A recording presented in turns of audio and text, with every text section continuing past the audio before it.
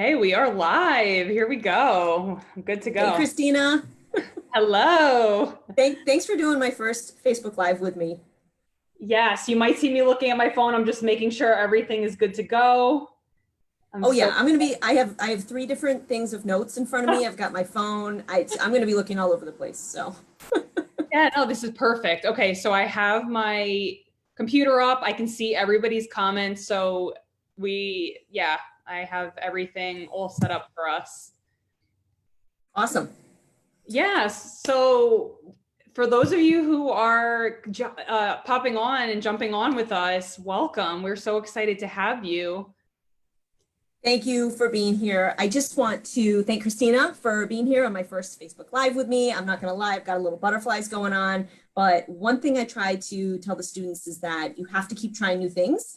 That's how we grow, that's how we learn, and I have to walk the walk. I can't just talk the talk. So I have to continue to try new things too. This whole year has been a year of trying new things. So this just falls right in line with that. But maybe I'll just set the stage a little bit about how you and I got together, Christina, Yeah. and what we plan on doing the next 3 Mondays. Okay, I'm gonna look at my notes for a little bit now. Okay. But even before we get started, let's get everybody to, if you're hopping on the Facebook Live with us, write in the comments and just say, are you a student? Are you a new grad? Let us know who you are. Tell us you're excited to be here, and just tell us a little bit about, maybe are you in retail? Like what practice are you in? Are you an entrepreneur? So tell us a little bit more about yourself. Yes, thank you for remembering to do that. I'm totally curious who's here and who's listening in, and thank you for that. Mm-hmm. So Christina and I connected because I've been working with students and new grads. Well, I've always worked with students my whole career, but I've really taken a deeper dive this past year to really figure out what can help them the most to make the most out of pharmacy school and feel more prepared for life after graduation.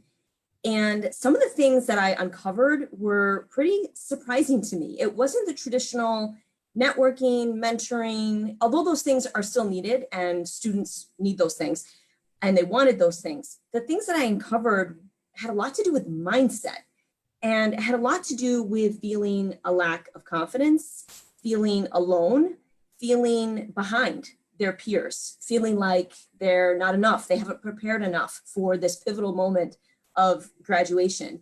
They feel like they dwell on things and they couldn't figure out how to cope with some of the setbacks that they were experiencing in pharmacy school or the rotations.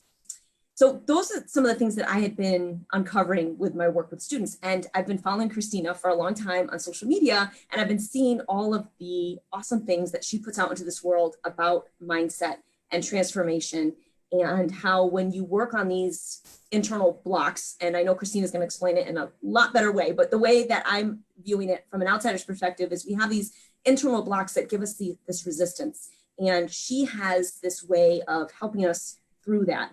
And I thought, what a great idea to connect.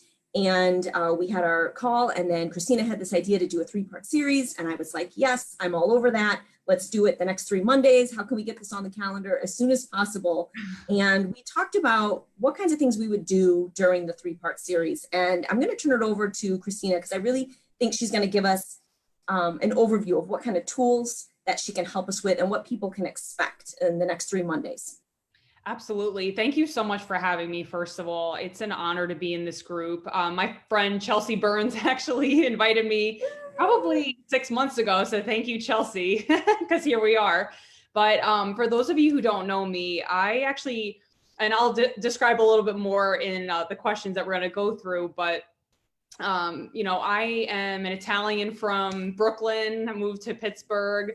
My dad was a pharmacist, my sister come from a family of pharmacists, and I decided to take a different path. So we're going to talk about that a lot, about really breaking out of the box and allowing your true soul gifts to really shine through. Because I found, and I can really resonate with what you were saying, Brooke, about hearing a lot of people saying like, hey, I'm finding that I'm comparing myself a lot to other people in social media, or maybe I'm not feeling so confident as I'm starting a business, or whatever that might be for you in your own realm of what you're trying to expand in your own career.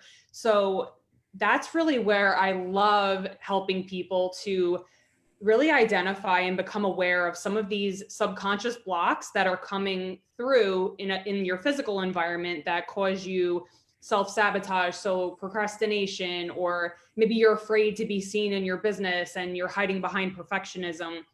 There are a lot of these very subtle patterns that impact how we show up, how confident we appear in, across a Facebook Live video, or maybe even going to a job interview. So wherever you are in your career, this video series is really meant to help you to know the mindset tools and the embodiment. That's really what we want to help you with, to really show up as your most confident self. And that is going to help you tap into, what are my unique gifts? How can I use that out in the world? And, we were talking about this before, that, with everything going on in pharmacy right now, with, the layoffs going on in retail, it's really important for all of us to be able to pivot at any moment, because sometimes we don't know when we're going to have to change or shift a career path or whatever that is. So no matter where you are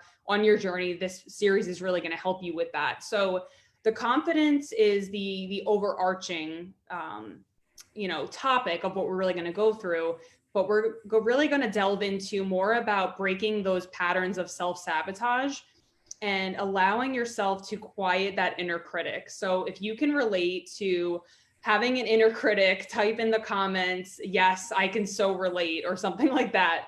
All of us have an inner critic. So I'm going to help you to really decrease that really nagging inner voice that says I'm not good enough, and all of those other things, those limiting beliefs. The other thing that we're going to really go through is rewiring your self-image and how you see yourself, because all of us, and actually the toughest thing for people to do whenever I'm taking them through coaching, is looking themselves in the mirror and telling themselves that I love you. It's the hardest thing for people to do. And so, Justine, thank you so much for writing that. Yes, I'm so glad you're here with us.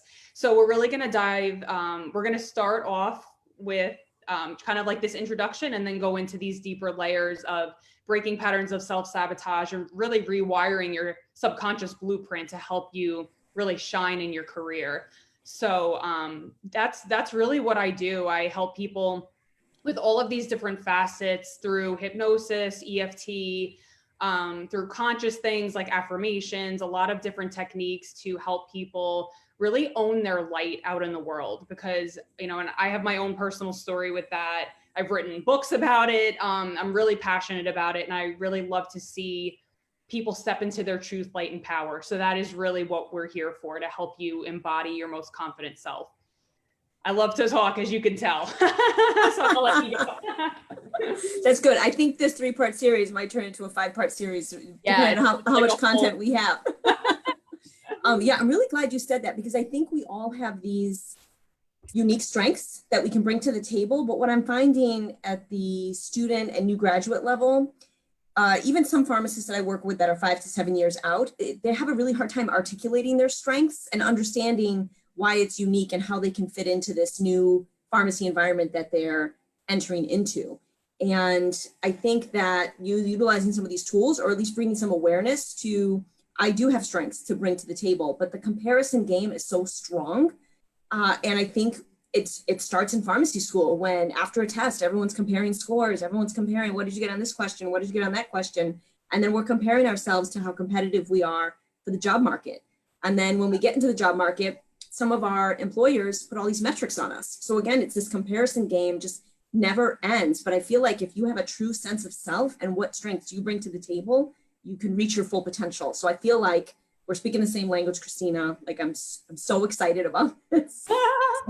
Yeah, and what I pictured when you were just talking was moving the energy from looking outward to really looking within, right? Because it's so easy for us, especially with social media, to do that, to see, all right, maybe this person's at their chapter 10 and I'm only on chapter 1, and comparing, when it's like, you don't even know what that person's been through to get there. And that's why I am so vulnerable about all the things that I've been through, because I didn't get here by, I've been doing this for 8 years, and it's taken a lot just personally and working through my own blocks to have the business and the impact that I have now. So I really just want to encourage you, again, no matter where you are, to just keep moving forward and utilize these tools that we're going to talk about and, implement them into your life, because they really do work.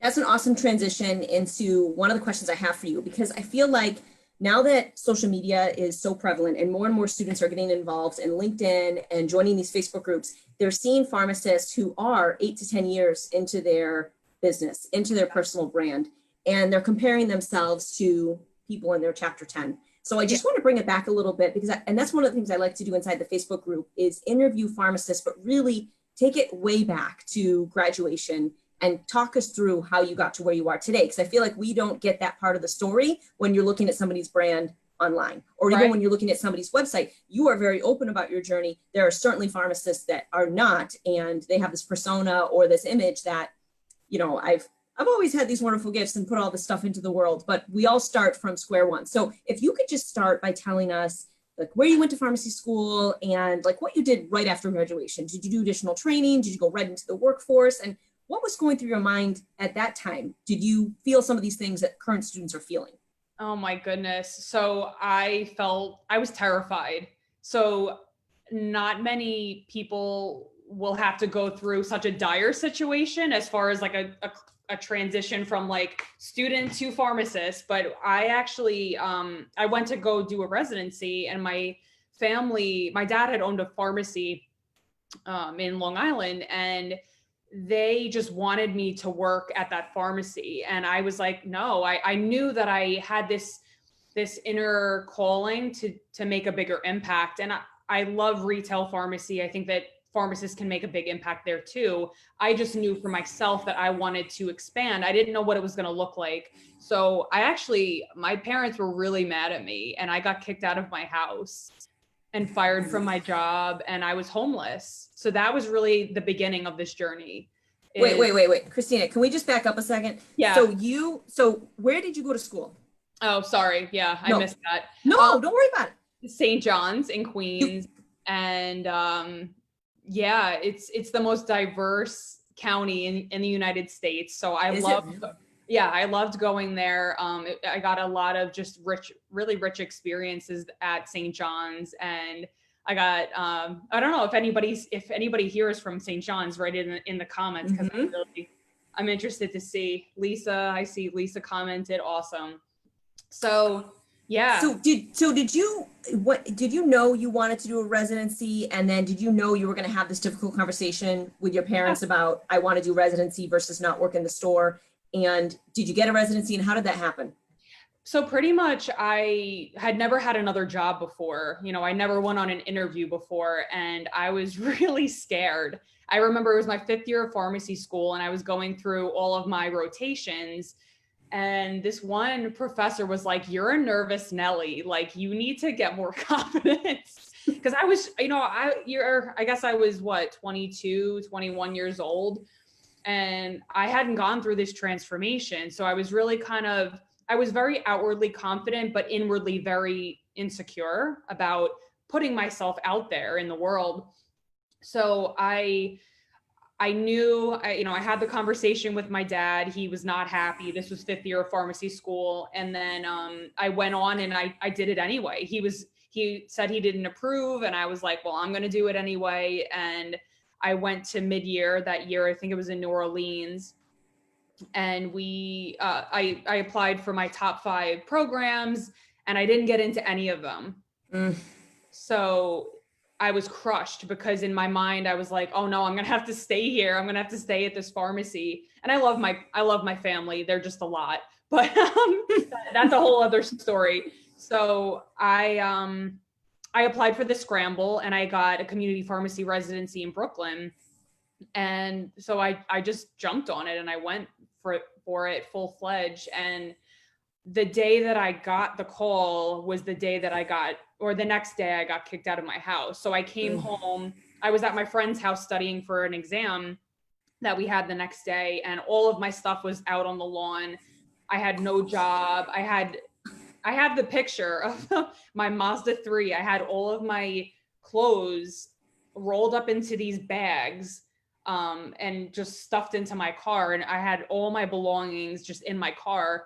So I had no job. I was homeless. I didn't know where I was going to sleep. So it was terrifying. And like I said, Wow. most people will never have that much of an extreme situation, but so that was April of my 6th year of pharmacy school. So I still had to graduate. I had to take the 2 board exams. I was starting a residency. I had to find an apartment. I had to get a new job. There was just like this whole, explosion that went on. But I look back and I see that I wasn't living an authentic path.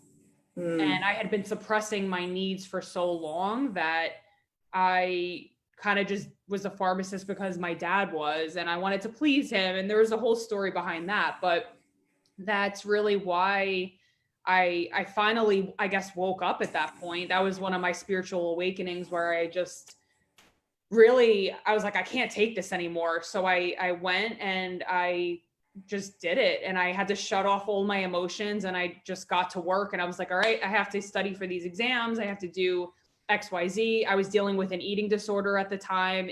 My life was literally like rock bottom. It was horrible. But it's in those defining moments that I feel you have a choice to either go down a really bad path, or, figure out how to lift yourself out of that.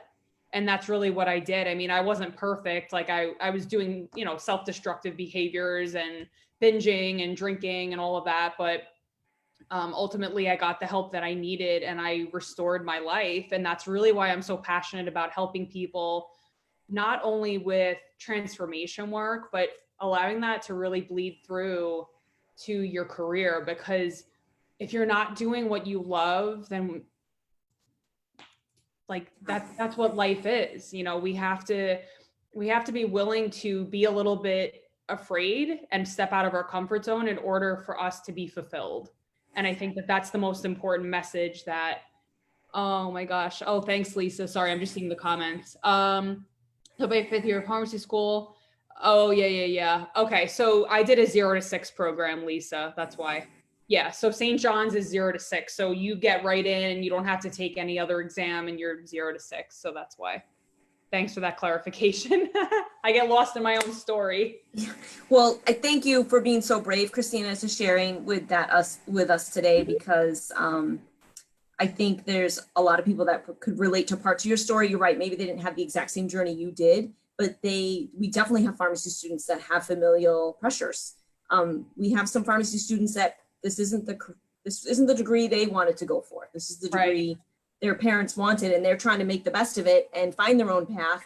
And you were able to do that, but you have a really bumpy road to get there. And I guess I'm just curious. I mean, you did the community residency and you worked community for a little bit, but when did you start getting the sense that you wanted to help other people through their own transformation and have kind of a business of your own? Was it always like kind of growing inside of you, and that feeling got stronger when you worked, or did something else pivotal happen?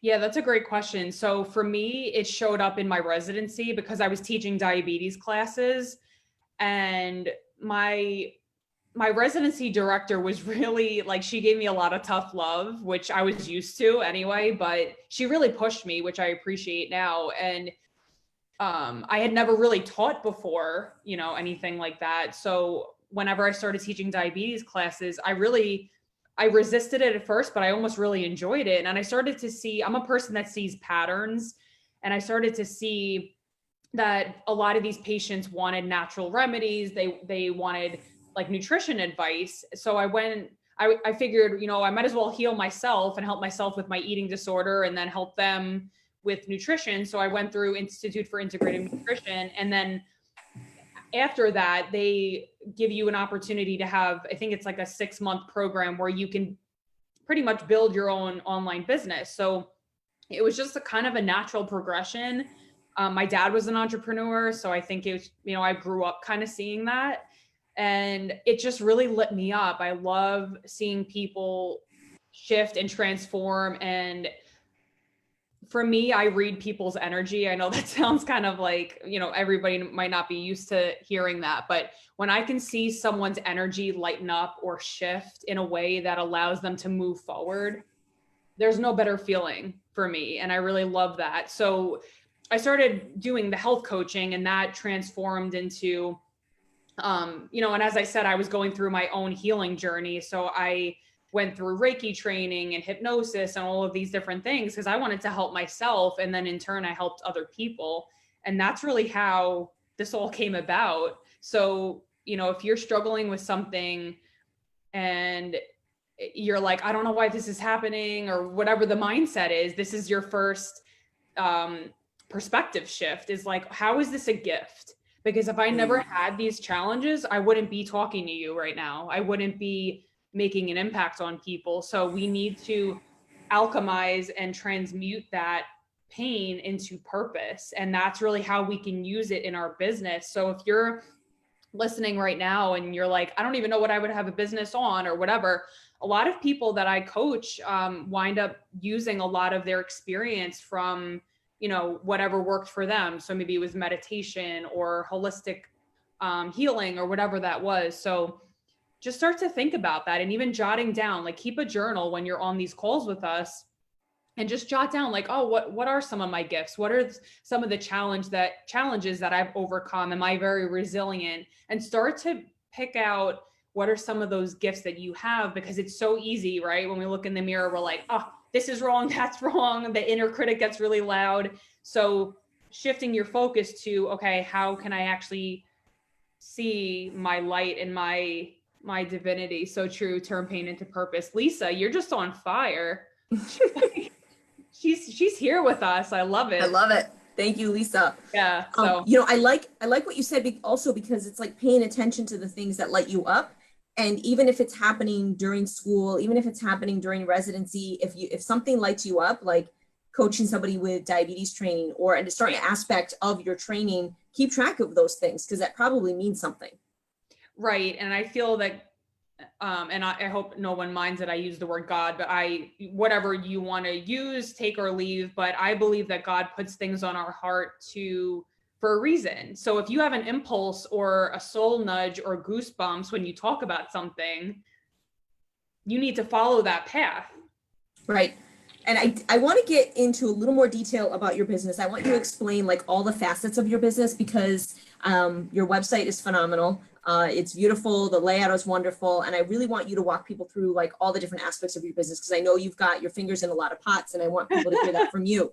But I just want to circle back to something that you said earlier about your program director giving you a little tough love. And I think we have some preceptors and some managers on the call with us now. So can you just give us an example of what is a way that either she gave you tough love, or what's an example you can give? Because I feel like when we work with students, we don't know when do we cross the line into tough love versus they'll figure it out on their own?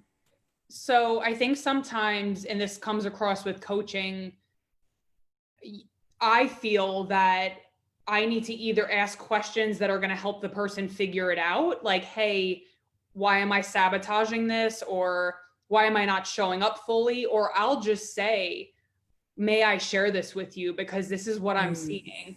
So when you ask permission, you give the person the ability to say yes or no. Can I share this with you? And then you say it from a place of love, like, hey, I want to see you reach your potential. And this is something that I'm seeing in you. So it could be a behavior, a thought pattern, a self-sabotaging process that they're doing. And you're seeing a pattern. That's more than okay to point out, because if someone's hiring me and paying me as a coach, that's what you paid me for. You didn't pay me to be like, oh, you're doing like, I do this too. Like, you're doing a great job, but there's that fine line of being able to push them a little bit too. And, I can remember my residency director calling those behaviors out in me. And at the time it was like, I know I have these behaviors, but it's kind of like, I see it as like a thorn being taken out. It's like these things that are, in you, that it's like, all right, this isn't serving me anymore. How can I take this out? Yeah. Have you ever reached back out to her to let her know that she made such an impact on you?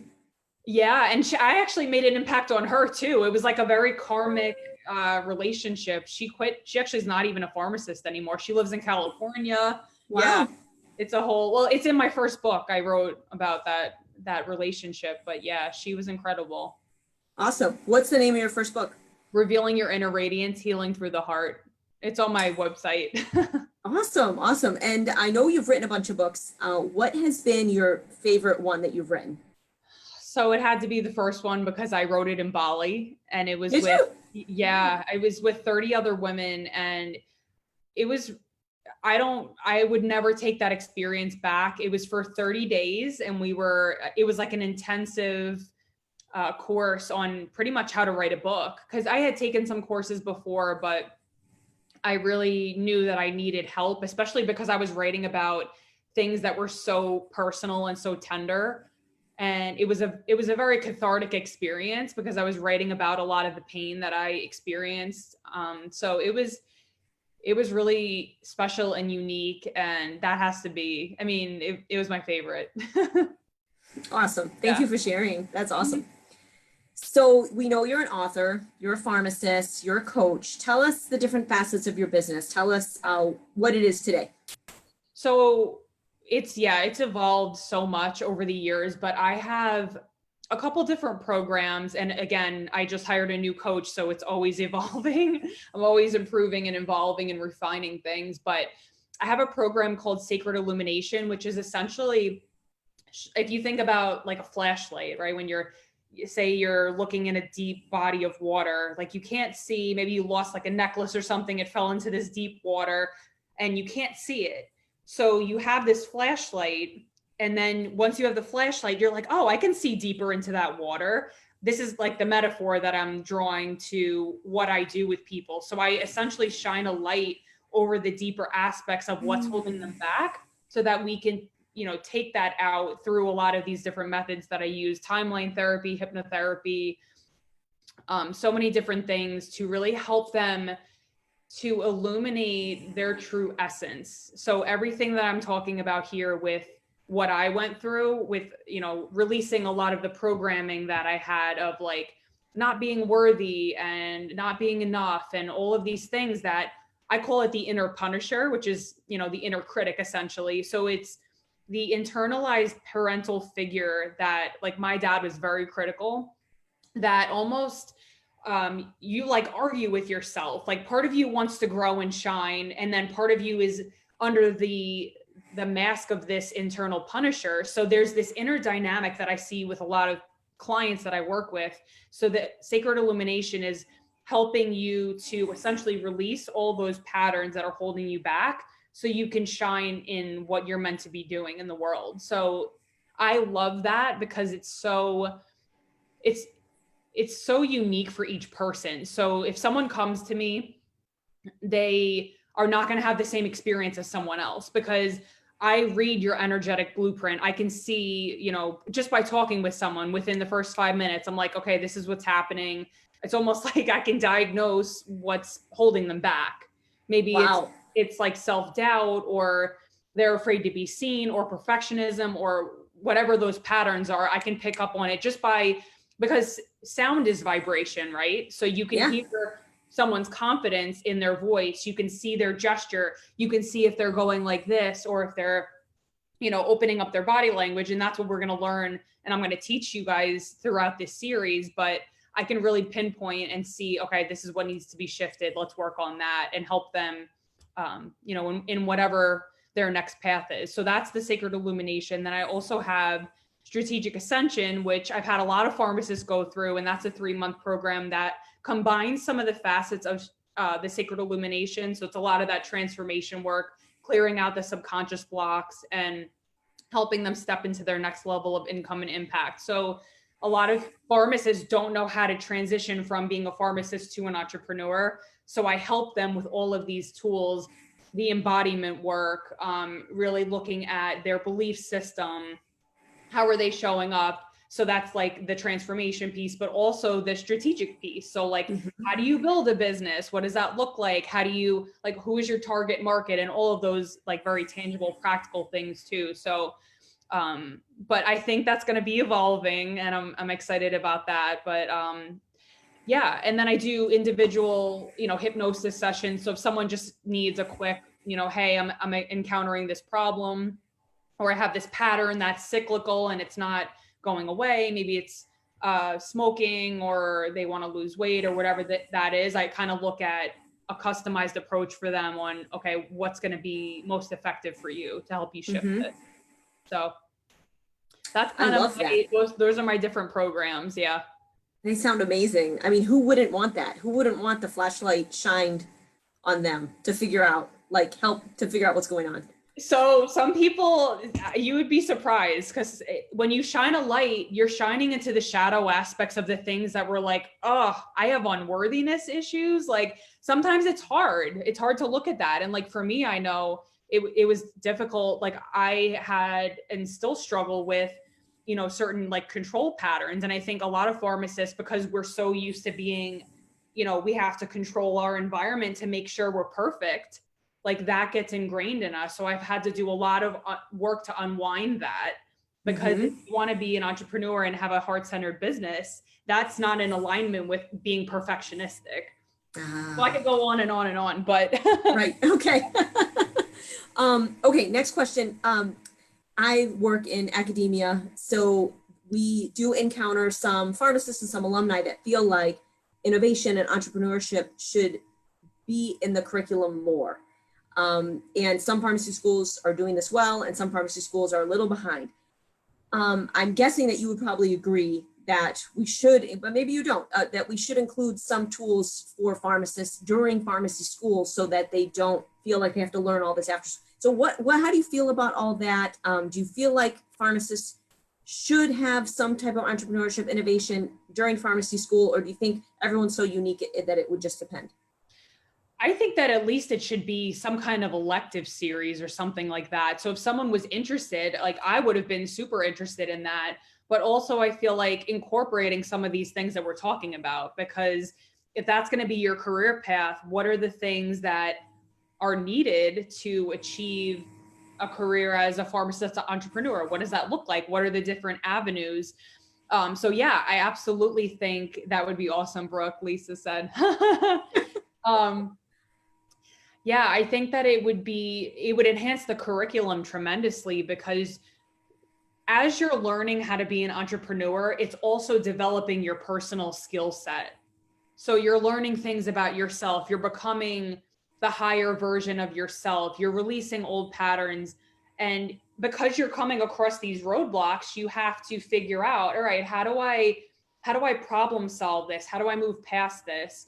And for me, I know, because I've hired coaches and done so much personal development, it's led me to be a better coach, a better healer. And so I think that if you start in pharmacy school, how amazing would that be? If someone is starting at 23 years old, I think that would be an amazing asset to have. That's awesome. Yeah, I agree. Okay, so what is the best piece of advice either you've received if you think back to like being a new grad student, or what is your best piece of advice that you would give a new grad or a student?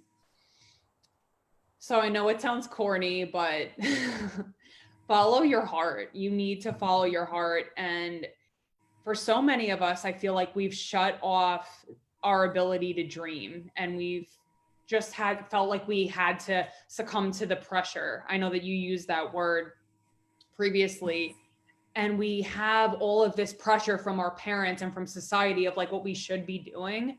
But if you're resonating at all with this conversation, I want to invite you into exploring that feeling with yourself.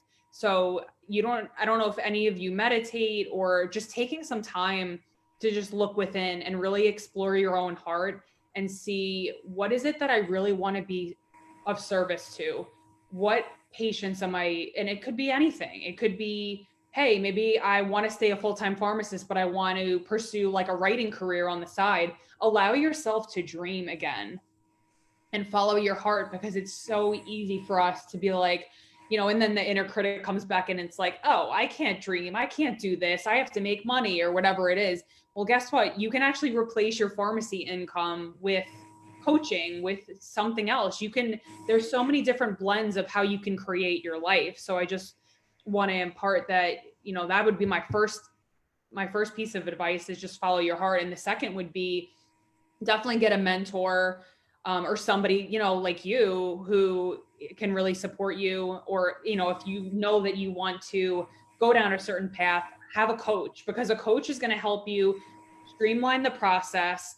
They accelerate everything for you, because they can look and see, all right, this is what's holding you back. Here's a plan. Here's a strategy that's going to help you, maybe something that would have taken you 5 years takes you 1 year. So I think just keeping all of those things in mind, being able to, look at podcasts or books or whatever. I mean, there's so many different resources out there. So I would say, really just surround yourself with positive people, who support you and your vision.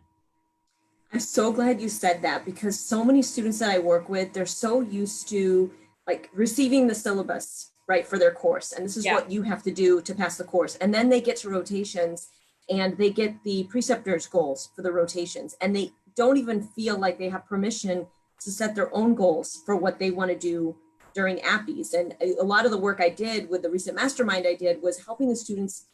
Yet you may not be able to verbalize these to your preceptor because maybe they're not used to students creating their own goals, but you can still create your own goals. And then we can work together to figure out how can we achieve them, even if your preceptor is not very supportive. But I think your preceptor would be very impressed if you came to them with your own set of goals that you wanted to accomplish, but they were just even so afraid to do that. So I love your don't be afraid to dream message. Oh, absolutely. I think that's another part of the entrepreneurial mindset, is being like making suggestions and taking the lead on things. It's really leadership. That's what I see. And when you can quiet out and this is kind of bringing it back to what we talked about before, when you can quiet out, like looking to the outside for validation or for your roadmap or your compass, and go within, that's really where you're going to find the fulfillment. And you're not going to need to look outside for, oh, what should I be doing? You're going to know through your own connecting with your own inner being. So, right. I love that. Yeah. So I just have one last question for you, but before we get to it, where can we find you and learn more about you? Yeah, sure. So, I mean, you guys can connect with me right on Facebook if you want, LinkedIn. I know Lisa, we connected on LinkedIn and then on Facebook. So that's awesome. Lisa's like our number one cheerleader. I love it. Thank you, Lisa. And then I can even type in the comments my website. It's awesome. www.enlightenedwellnesspa.com. So I can type that in there too. Awesome. Well, my last question for you is, I wanted to take part one to kind of introduce you to our Facebook group and kind of give them a taste of some of the teachings and the tools that you have. But really, my last question is, what can really people expect for the next 2 Mondays that we're going to do part 2 and part 3? And really, it's going to be less of me talking and more of you talking and helping us through all of these things. But what can people expect? That's not true. We're going to have a nice dialogue. Awesome. So you're really going to learn how to develop a growth mindset. So many of us have a fixed mindset and we're like, well, I'm good at these things and this is what I'm going to do. And this is what's safe. I'm going to actually stretch you a little bit to have a growth mindset and to not look at things like black or white or failure or success, really helping to expand your mindset in that way. Again, we talked about breaking the cycles of self-sabotage. So if you can relate to that, we're going to be talking about that next week with the mindset and embodiment part 2, and really helping you with specific tools that are going to help you to quiet that inner critic. And then the third week is going to be about rewiring your self-image. So allowing yourself to receive what would it look like if I was the highest version of myself? How would I be treating myself? How would I be in my body? What would that look and feel like? So really getting into the energy and feeling it in your body. And I might even do a little meditation for that one too, to just really get you anchored into it. So we have a lot of really great things coming in the next couple of weeks. So you're definitely going to want to come back and stay tuned. And we need more people than Lisa commenting. We love you, but we need more people too. So we need Lisa. Lisa's got to bring her posse. We need Yeah. research. Yeah. Does anybody who's watching have any questions that they want to post in the chat box before we sign off for this evening? Feel free. We'll take a minute or so. I see that there's people watching, so. Yeah. And in the meantime, I can type my Yeah, please do. Please do. And for those of you that are new to the 21st Century PharmD group, thank you for joining. Thank you for being here. It's really focused on student and new graduate professional and personal development. So anything that you're interested in, I'm interested in, and we can probably figure out a way to make it happen. Yeah, look how this happened. It's awesome. Yeah, right? The power of social media. Yeah. Awesome. Well, thank you so much. Oh, Betty. Okay. Yes, thank you. Good luck, Betty. Good luck. Yeah. Oh, so nice. Well, thank you so much. This was amazing. And I can't wait for the next 2 parts of the series. It's going to be great. Awesome. We'll see everyone next week. Same time, same place.